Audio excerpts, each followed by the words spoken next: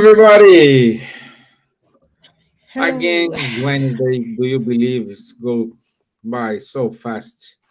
But it's Wednesday, 3rd of November, 2022. We are a month away from the end of the year. Can you imagine?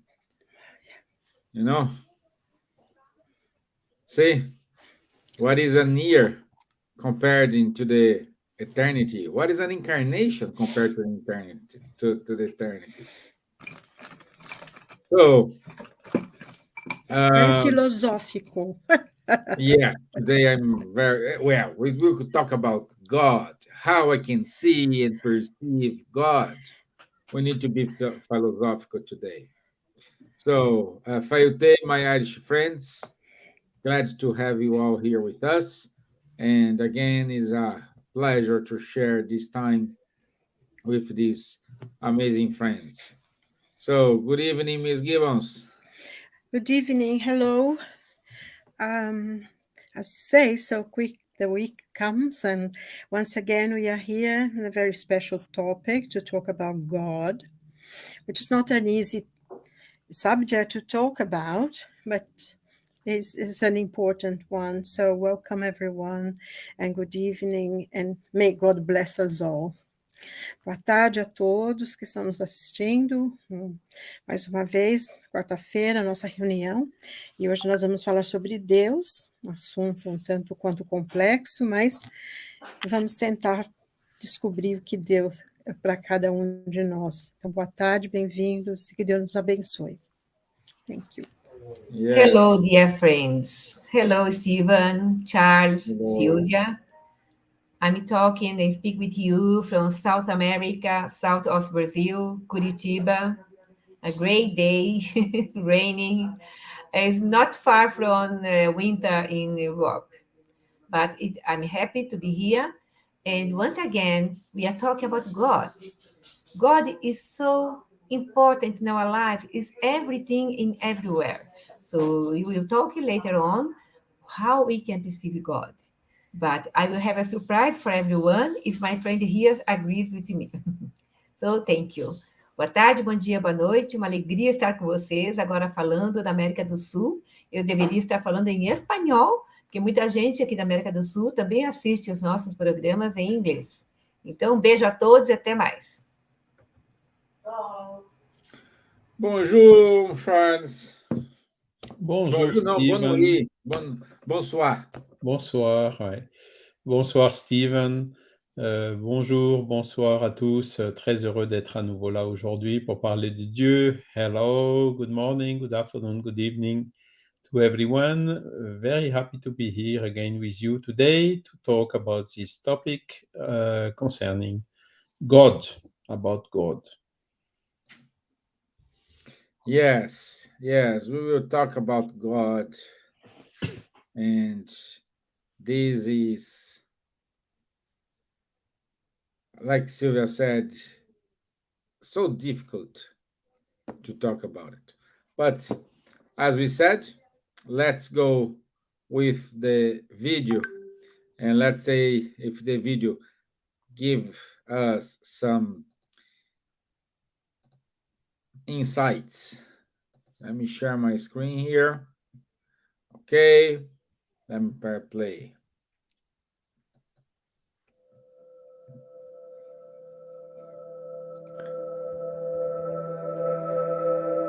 To think about the nature of God, first of all, we need to ask ourselves, where can we find something that proves its existence? In an axiom you apply to all your sciences, there is no effect without a cause. If you would search for the cause of whatever is not the work of human beings, then reason will answer your question. To believe in God, we need only to behold the works of creation. The universe exists, therefore it must have a cause. To doubt God's existence would be to deny that every effect has a cause, and to believe that something could have resulted from nothingness. Thus, for a significant change in human understanding of God, Kardec realized that he should first of all ask the appropriate question. What is God? Yes, because when you ask who, someone is already assumed a person.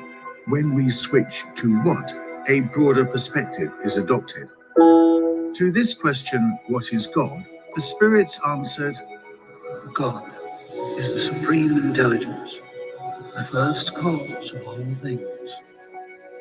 God is not, as we imagined until then, an old man with a white beard sitting on a golden throne amid clouds. Even less, he is not the sum of everything that exists in the universe, an amorphous and abstract energy. Such conceptions originate in the fact that we, the creatures, imagined the Creator from our still incipient capabilities, something natural in the course of our spiritual evolution. The definition given by the spirits does not end the matter. It gives us a new beginning to think about God. In fact, a complete understanding of the divine nature is still far from our linguistic and cognitive possibilities. Could we say that God is the infinite? That would be an incomplete definition. Human speech is too impoverished and insufficient to define that which transcends human intelligence. Will they ever be able to fathom the mystery of the divinity? When their spirits are no longer eclipsed by matter, And when they have finally purified themselves enough to be able to approach God, then they will see and comprehend God. Progressively, through the spiritual evolution resulting from the successive lives, each person acquires intellectual moral resources to approach the knowledge of the divine nature. For more studies and research material, go to www.spiritistacademy.com.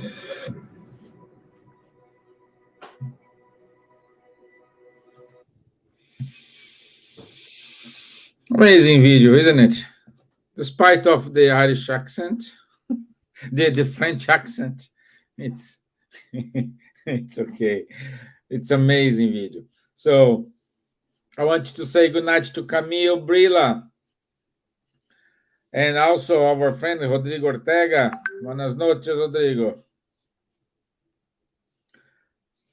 So I'm having the sign. Looks like my internet is a little bit down. I don't know why. I still hear me fine. So far, yes. Yeah, because I just received a message that my connection is not so good. Okay. Your image is a little bit low definition, but that's all. Okay. I don't know what is going on here. But anyway. And let me read what Kardec wrote about God. And I'm reading chapter or message 63 from the book Living in Spring. The paternal devotion of the Supreme Lord surrounds us everywhere. It is important, however, for us not to twist our understanding of it. We must remember that divine providence invariably operates for the infinite good. It frees the asphyxiating atmosphere with the elements of the storm. It defends the flower with thorns. It sustains the productive farm with smelly fertilizer. It protects the green of the valley with the hardness of the rocks. It is the same in circles of planetary struggle. Events that seem to be disastrous to our personal activity are actually props for our equilibrium and success, while occurrences we interpret as collective calamities constitute enormous public benefits. However, do not forget that on most occasions, help from heaven comes to us through ordinary avenues, though anguish and disappointment.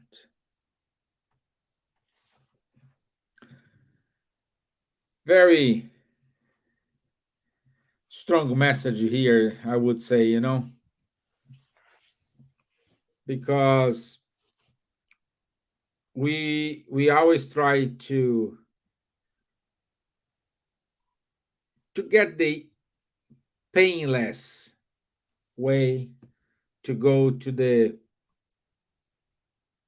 shortcut, avoid too many things. So we try, and anytime when we face a challenge, or we face a problem, or we face some difficulties, most of the times, doesn't matter in which religion you are, is the time when we remember about God.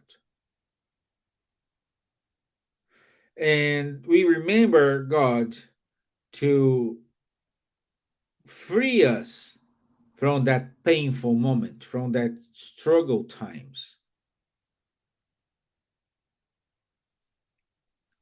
And unfortunately, this is how I'm saying, most of us perceive God. That person who can help us in moment of struggle.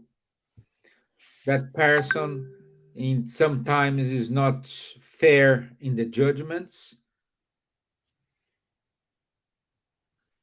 And that's the message I would like to start our conversation today. And as usual, let's start with Mr. Kempf.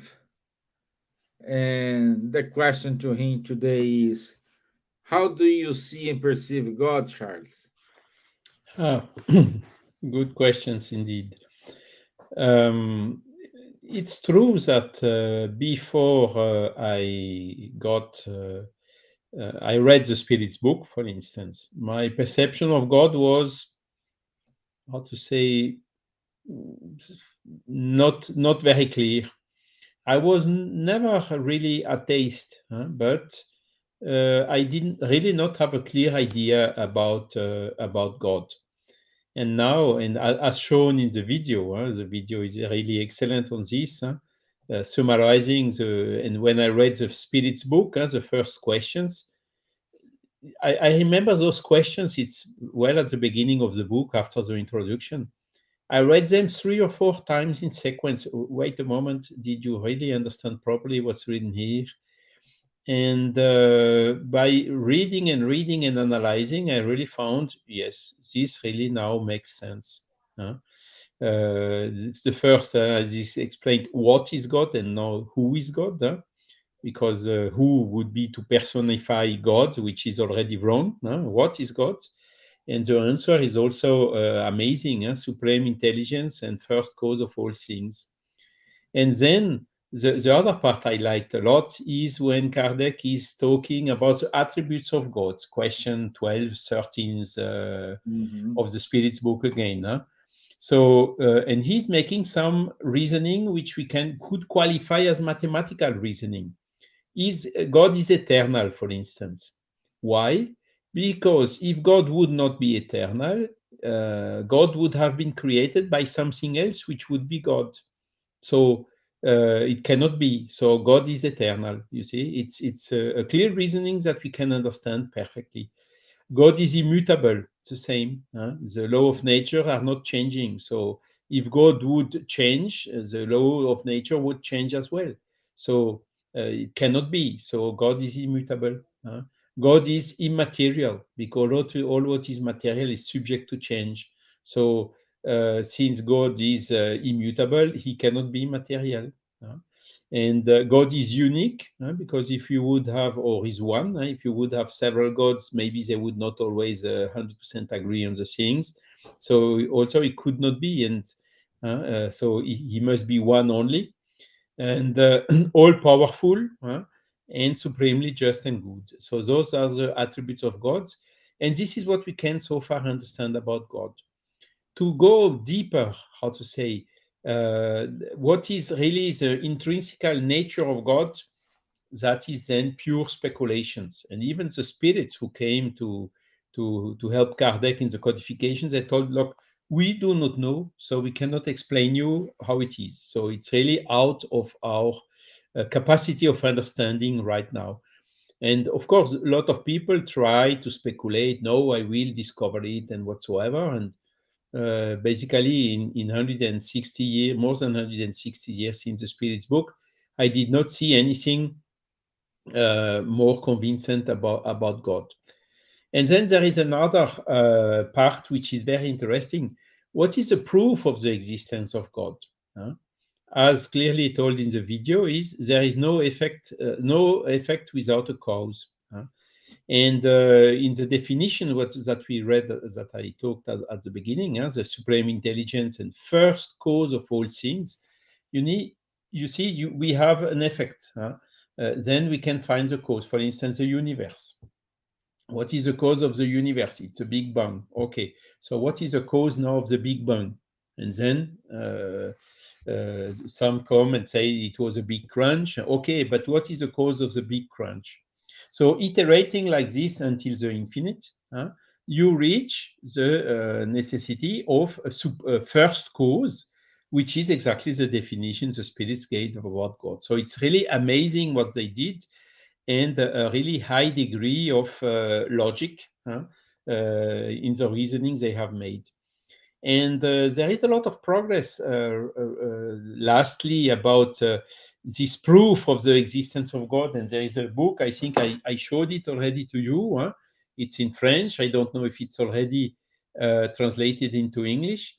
So it's entitled God, the Science and the Proofs. And here, interestingly, the authors are bringing several categories of proof that of the existence of God, of this first cause as defined by the spirits in the question number 1 of the spirits book. The first thing is the science came to the conclusion today that there will be a thermal end of the universe. You know, the sun is shining, hydrogen is being transformed into helium, and this is giving the energy of the light of sun. But this will go until there is no hydrogen anymore in the sun. And then the sun will change, pass through different stages, a giant, a red giant, which, by the way, at that moment, the sun will encompass all the orbits of the planets, including Earth. So this has been observed with a lot of other planets, a lot of other stars that you can observe. So this means that the universe will have somehow an end, a thermal end. So it had a beginning, it will have an end. So what is before, what is after? Again, this leads us to the proof of God. And the Big Bang is the same, albeit now with the last observation of, what is the name of this last telescope that they have? James Webb. James Webb. James Webb. Thank you, Silvia. The notion of Big Bang has a little bit changed. There is no one Big Bang that took place at a given point in time in a certain place in the universe. There have been several Big Bangs parallel along the time in different places. So the things is already a little bit more complicated. But again, what is the cause of this Big Bang or of these Big Bangs? We need anyhow to come to this statement that there must be a cause, and the cause is exactly what we are calling God. Then there is also the anthropic principle. All the studies made by the scientists are showing that if you would change a little bit, very little bit, some of the constants that we see in the universe, we would not be here today to talk about it. The universe would not have given or not have developed or would have collapsed or disappeared or whatever. So where does this fine-tuning come from? By chance? Cannot be by chance. It must have been conceived by the supreme intelligence. Again, Then let me go to the next proofs. The scientists are still trying to turn around this argument, saying no, there is multiple universe, an infinity of universe. Okay, but what is the proof about it? This is a pure hypothesis, a pure conjecture, which is absolutely unprovable. So they could not escape from God.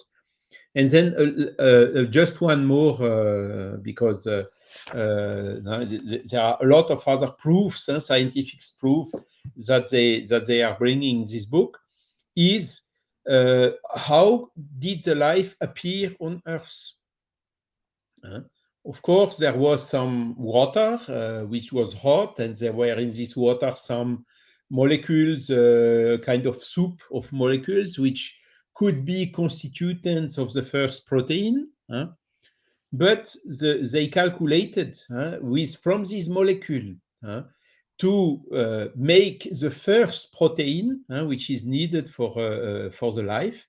The probability is 1 divided by 1 elevated at 10 elevated at more than 100. So these are so giant numbers, totally out of imagination, which means basically the probability is 0. So again, for the life to appear on Earth, there must be something else, an organizing principle, an intelligence behind it, because the change of having from this soup of molecules the first protein is like you take some iron minerals or aluminum minerals, you throw it somewhere, and poof, it makes a Boeing 747, So it's absolutely improbable. And again, we come always to this conclusion of the necessity of the existence of God.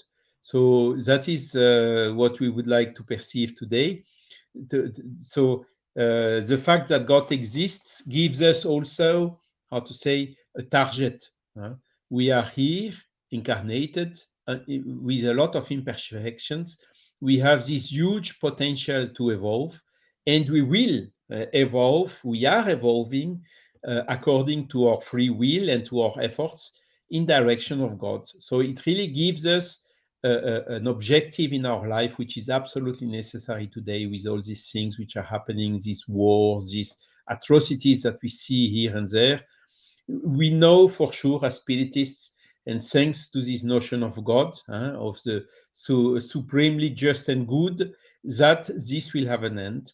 It's a pure result of the bad use of the free will of humankind, and it will soon, hopefully, disappear. Soon, maybe may correspond to several generations or even incarnations, but for sure we will get there. So that is what I could say so far, leaving also a little bit space for the ladies, which, by the way, should come first, Stevan? Yes, yes. Thank you, my friend. What a class. What a insights. Thank you. Thank you, my friend. Dear Elsa, how do you perceive and see God? For me, it's something that is quite impossible to think the immensity of God. But I feel God in everything. When I go to botanic gardens here in Curitiba and see the beauty of flowers and different colors of butterflies coming, I put my knees on this soil, on the floor, and I pray. It doesn't matter if people are around, because tears come from my eyes. So I can feel the beauty, the energy, and the God is helping me, Elsa, a tiny grain in the big, big, big beach. But I feel God. So when I am sad, when I'm feeling sufferings, moral sufferings, internal, spiritual sufferings, that is, of course, all of us we have, still have in this moment, I pray for God. I pray to God. and I feel that I receive the good energy. The benefactors are coming towards me and helping me. So Charles explained about God, so the Spirit's book, and I am amazing saying that we have only in the Gospel 756 times the word God. In the Gospel, 782. So we talk about God. We live God. God is amongst us. God is here and there. God is everywhere. So He creates every moment. We think in something, and another universe has been created. While we are talking here, perhaps trillions of stars are burning. So it's quite impossible speaking numbers about God. But the video, wonderful to show to children, to young people about God, and speaks better than me. But at the end of our conversation, I will read a wonderful poem about God. Not a spiritist poem, it's a spiritualist poem, but it's a wonderful about God. Thank you, Stephen. Okay. Now, um, before to Miss Gibbons, I want to say hello to Marcos Pimenta. He's from São José dos Campos in São Paulo. And again, my friends, if you have questions, please, time to speak is now. And meanwhile, let's see how Miss Gibbons perceive and see God. Wow, that's a big question. I must say that personally, I used to feel very difficulty with God, that I couldn't believe it. In a sense that, you learn how God is good and wonderful and just, and especially when I was growing up, I was a teenager, there was so much horrors that, for the first time would appear on the telly. And you could, seeing children being bombed by napalm bombs and saying that for the first time appeared in your home. I used to think God does not exist. God cannot exist when there are millions of people dying of starvation and there is this horrible wars and I used to question quite a lot, and I thought it's impossible that God exists because it wouldn't happen if it did, if God was there. And I only really came, I think, a little bit like Charles as well, when I first came to the Spirit's book, even though I was always around Spiritism for a while. When I first started reading the Spirit's book, it was like I came home when I found, because I was searching for some answers. And the first question, what was God? And suddenly, God is an intelligence. And then he goes on to explain so many things, and also about free will that God gives us. So I could understand that whatever happens in the world is created by man, and God gives us the opportunity to do the things we do, and that's why the world is like it is sometimes. And it completely changed the way I thought about God, and I could accept it, that God exists, and everything else came into place then. And I think one of the things as well, I mean, Charles was so good in explaining so much of the science and what God is and everything, but also in one of the questions of the Spirit's book, they ask, because is it a product of our intelligence? God, the acceptance, the belief in God is product of, and the Spirit says no, because even the most primitive of people, they believed in God, in some kind of God, and they could, the thunder or trees or whatever it was that they believed, but that is an inherent, I think, belief in God in every single being, because we are created by God, we are children of God, and the knowledge of our Creator exists within each and every one of us. And not only educated people, because then nobody else unless you're educated, but the most primitive of people, always from the beginning of the universe, the mankind on earth, we know that there is this belief. But also the spirits explain that we are still so kept within by matter. Our minds are so limited still that we cannot conceive what God is. And one thing that they say is that, maybe try to look within first, within yourself, something closer to you, who you are, what kind of things you can do, how can you improve yourself, be a better person. And I think this is so important, because sometimes we get into this conversation that we'll never really understand, because we are not still able to really and truly understand the essence who God is. He's the whole of the universe. I mean, Charles talked about God being infinite and unique and eternal and unchangeable and all those. But also, I think there is one thing in the Spirit's book, and one of the questions that they say, we can see that God exists by his works. We know a workman by his work, and that explains how a clock works. And we know the person who built that clock is a very intelligent person, because the clock works beautifully. It gives us the time when we need to. So even though we don't see it, we know that was someone there very intelligent that created that clock, and the mechanism that makes it tells us the time. And also that we see in the creation of God, Elsa mentioned flowers and everything. And that's as well how we see God, in his creation. But also the Spirit tells us that God is, they explain, it's like a painting, it's a painter. A painter makes this beautiful painting, and we see the work, but the painting is not the painter. And it's the same thing, the works is not God. God is above that. He is the creator above everything. He's not his creation.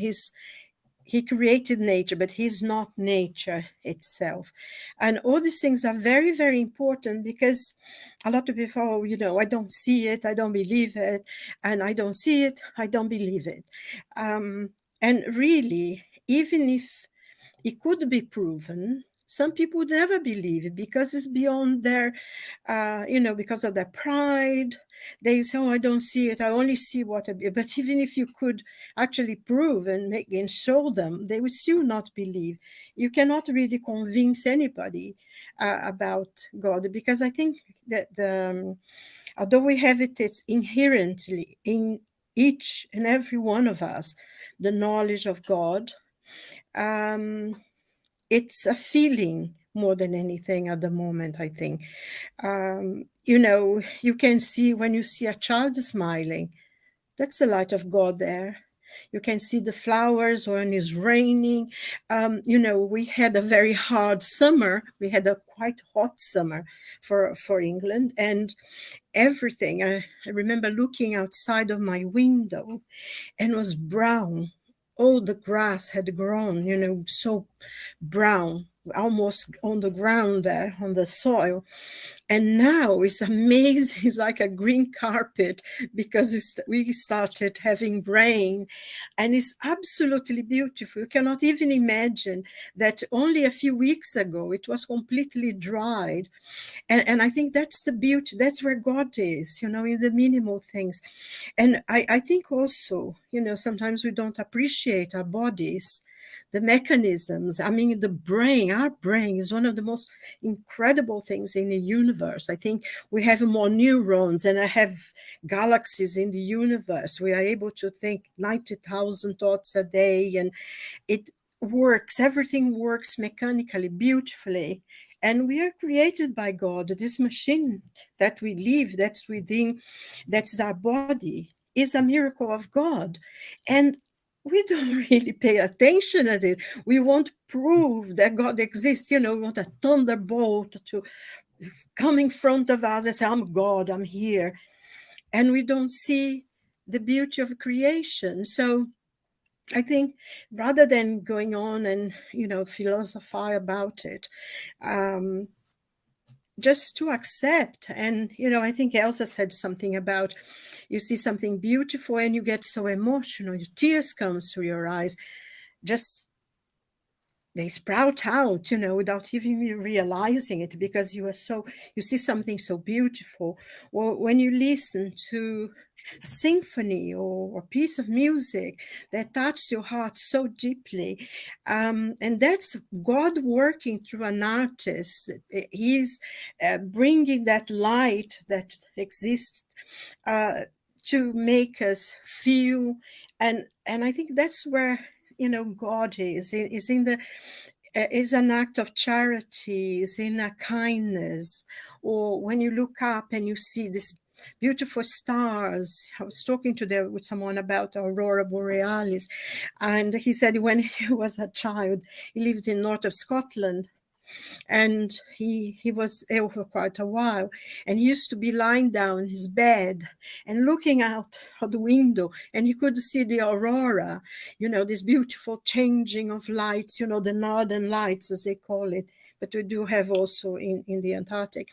But it's those things that we take for granted. That's where God is for us, in our bodies, the way it works beautifully. We walk, we talk, we eat, we do all sorts of things, sleep, wake up. And we never think that was one of the most precious creations that God gave us. So I think that's how we feel God. For me, anyway. Maybe other people feel differently, but I think it's in the small things, because even the most intelligent of men, as the Spirit tells us, they cannot as yet understand the nature of God. But I find when you talk, you see people like Albert Einstein, who without doubt has been one of the most intelligent men that ever lived on earth, or Milton or Newton, and what this, and they are very simple about it. They don't say, oh, I believe in God, I believe in God, but their intellect, the work that they create that elevate humanity, is a work of God. And I mean, Einstein used to say that God does not play dice with the universe because of complete harmony within the laws. There were laws that were completely harmonious. And you can say, yeah, that it is.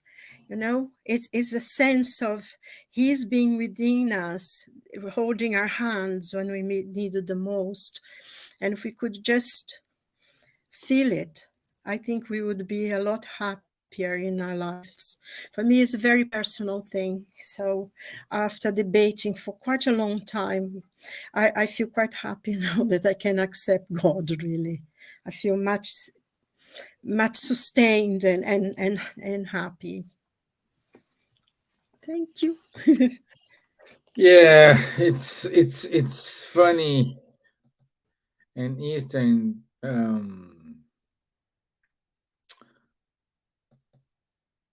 how everyone perceive God. You know how everyone, and I think this is the beauty. This is the beauty because everyone's get the perception along the way. If you have difficulties, if you don't have difficulties, if you read the gospel according to Spiritism, but at the end, always I have the impression we still are like the the Pharisees, we still waiting for the Messiah coming in a throne, in a, with all his power, with all his gold and everything, and put a stop in everything and say, hey, no more fear, no more pain, no more problems here. I don't know. Do you agree? We still waiting for this or not?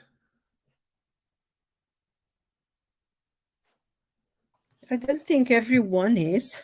Some people may, but I think people in many ways are becoming more understanding, I think. Can I just make a point? Somebody wrote a message saying here that God reveals himself only to the desolate. And, I can understand the feeling, but I think God reveals himself to us at any time. When we are happy, when we are cheerful, not only when we are desolate, God is with us all the time. When we're desolate, maybe is when we feel him because we are in need. So I think we feel them when we are desolate, but God is with us all the time. Sorry, Charles, I think you were going to say something. No, just about what you told. Yes, it's up to us to open our eyes, to stretch our ears in order to perceive God. Huh? Rodrigo is also asking if we need to feel God to have faith on Him, on her. I would say we have to understand, so that helps a lot. But even so, there are a lot of people which are deeply believing in God, also even without understanding, just by religious faith, for instance, which is very good, which is excellent. In my case, it was not so simple. I always would like to understand before believing in something. But really, I mean, to have faith, the reasoned faith in God comes from the understanding. And these first questions of the Spirit's book, which are, as Camille also commented, absolutely brilliant. And that's it. There is another book which is also excellent. I think it exists also in English. It's The Big Enigma from Léon Denis. And that is really poetically absolutely wonderful, bringing all this observation of nature, of the sea, of the mountains, of the forests, and so on, and bringing us so nicely, so kindly to this necessity of first cause. And voila, this is how we how we come really to feel and to have faith in God. And again, it's giving us an objective. A lot of people also are from the religious teachings making the confusion between Jesus and God, the Father, the Son, and the Sanctus Spiritus. But Jesus is, so clearly, as per from the Spiritist teaching, Jesus is not God. Jesus is a very highly elevated spirit, but God is infinite.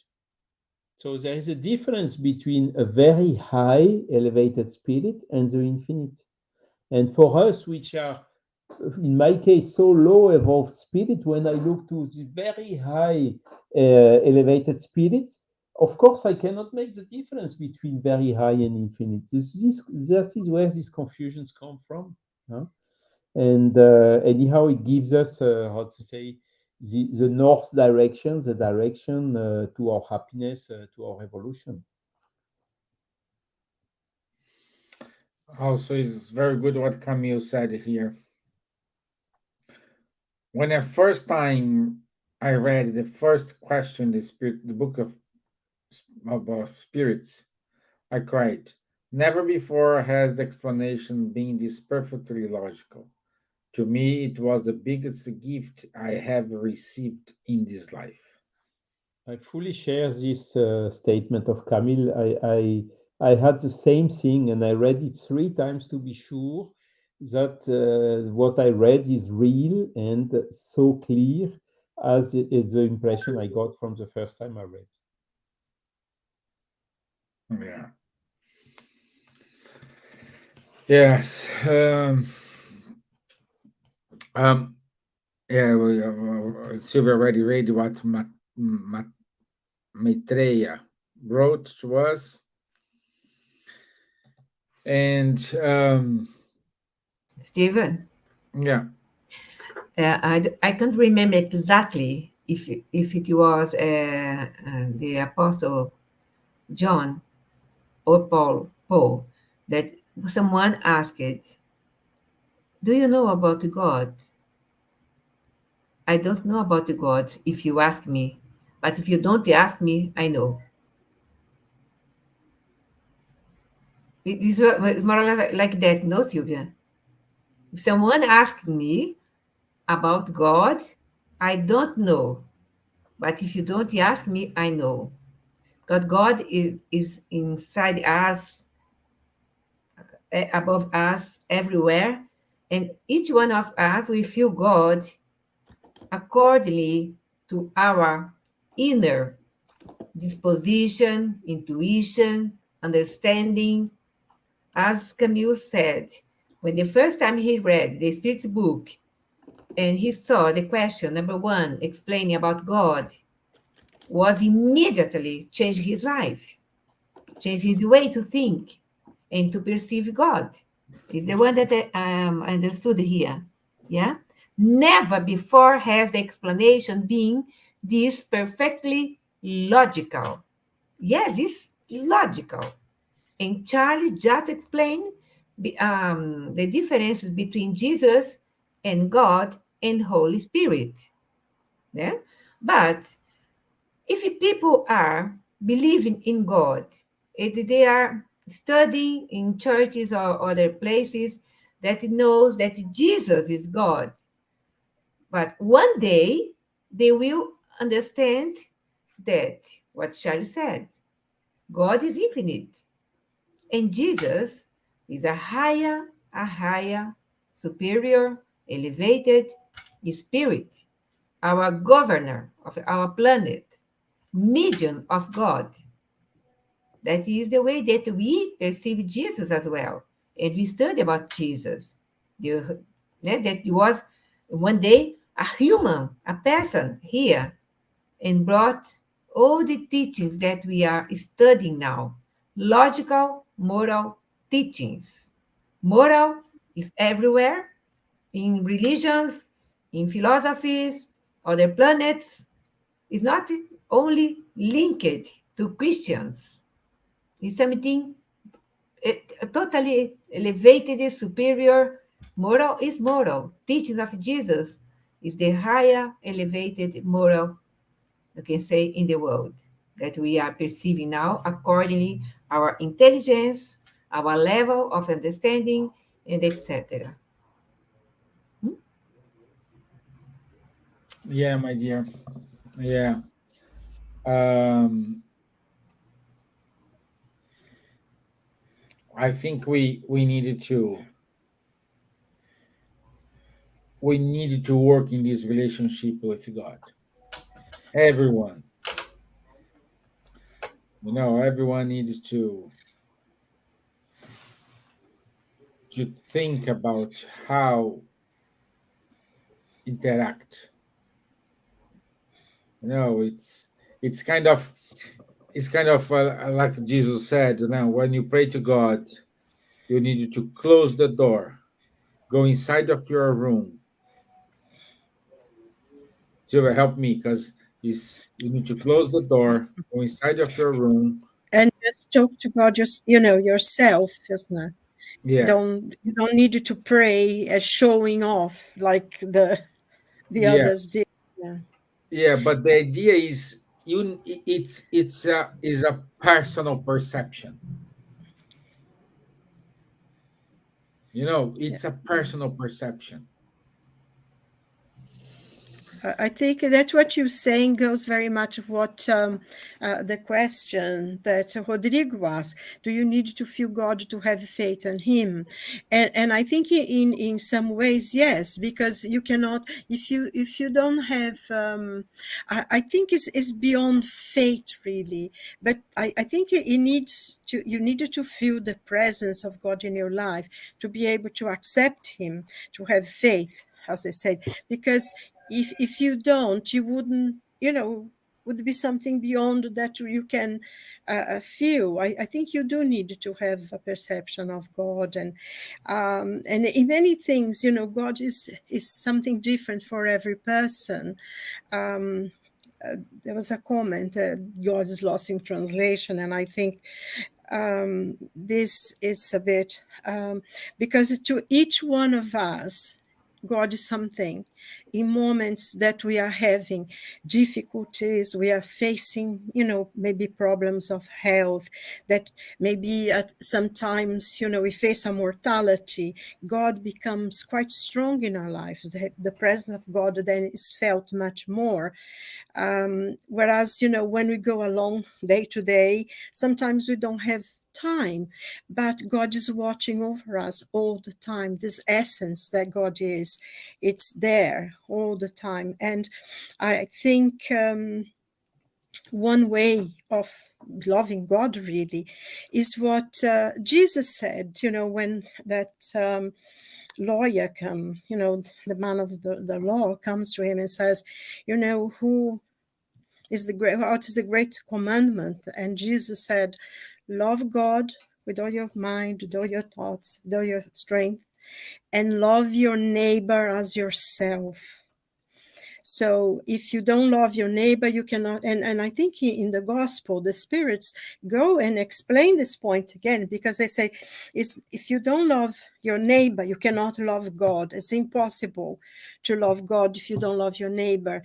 I think loving God is the connection that we have with the divine within each and every one of us, which makes us one, be as human here on earth and in any other living being in the universe, is the divine within us. And to each, as we feel it, we become one with ourselves and with God. And that's why we progress and we evolve. And I think that's one of the things that Spiritism is one of the most wonderful things, because it's the only thing that you can see that you evolve, you become better. God is forever merciful, always giving us new opportunities to grow.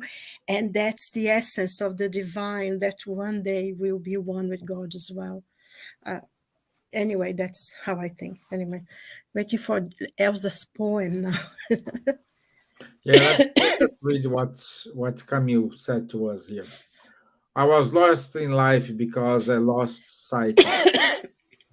One day I asked God to reveal Himself to me because I was so unhappy not having Him in my life. I was so scared of dying all my life.